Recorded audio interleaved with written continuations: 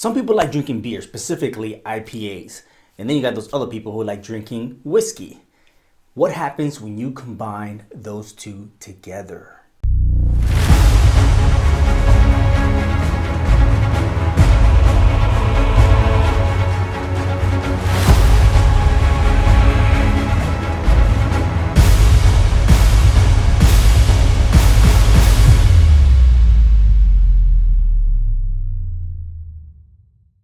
What is up, guys?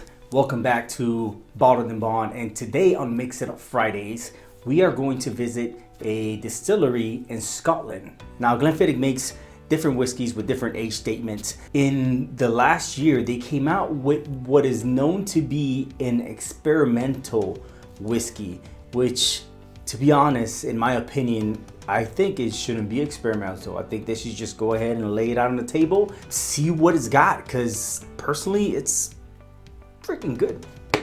Now, Glenfiddich Single Malt Scotch whiskey, this Indian pale ale cask.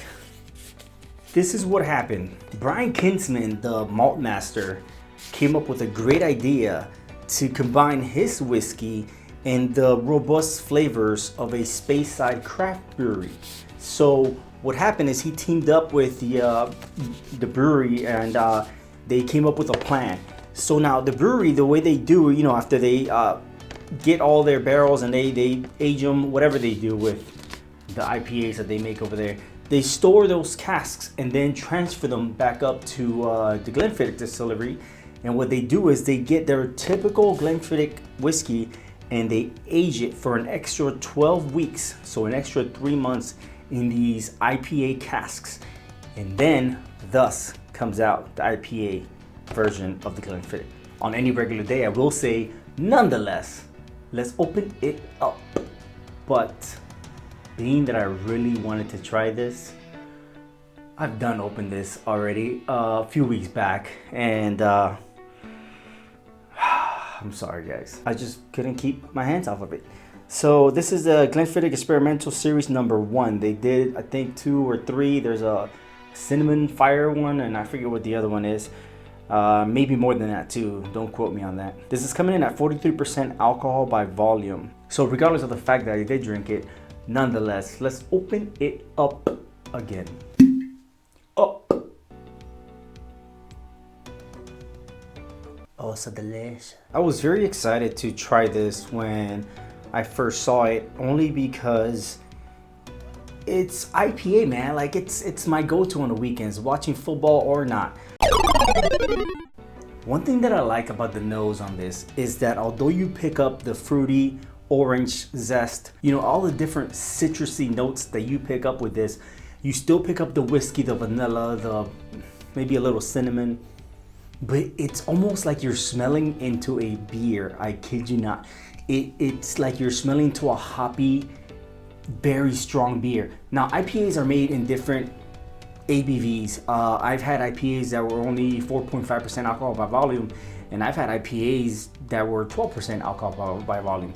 And the stronger they get, the more flavors they give you. Obviously, you're gonna get jacked up a little bit quicker, but it almost tastes like if you're drinking a mellow whiskey. One of the things that I have had in the past has been like lagers that were aged in bourbon barrel, whiskey barrels, but never a whiskey that's been aged in IPA barrels, and that's pretty freaking nifty. And I'm smelling it here because in the note, you immediately get that beer-like. It's almost as if you went into a barrel. I'm laughing because of you, Bo. It's almost like if you went into an empty barrel where the beer was already aged and you smelled into it, and this is what you're picking up, the beer, the IPA.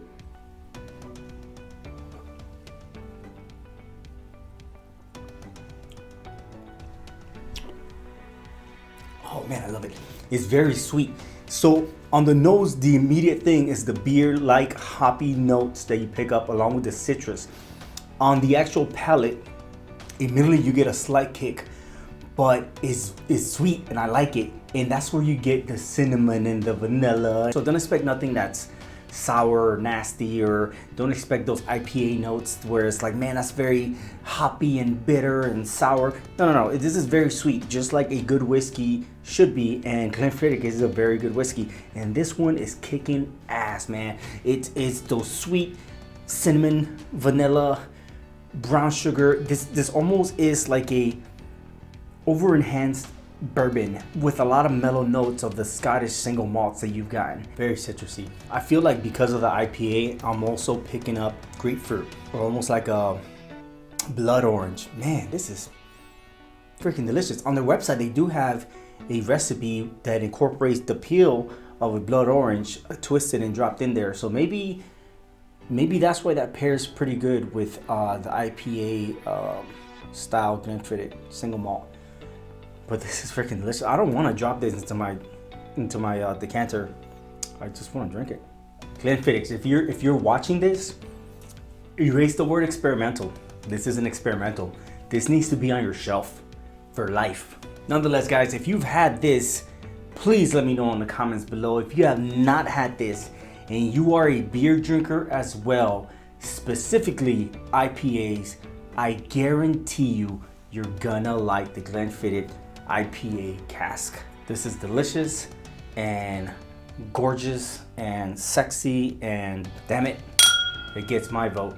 Oh shit, gets my vote. Hey guys, go ahead and like this video if you like what you saw, share with your friends, comment below if you have any suggestions on what I should be sampling next. Subscribe if you have not subscribed to Bottled and Bond, and catch me on the next episode of Mix It Up Fridays here on Bottled and Bond.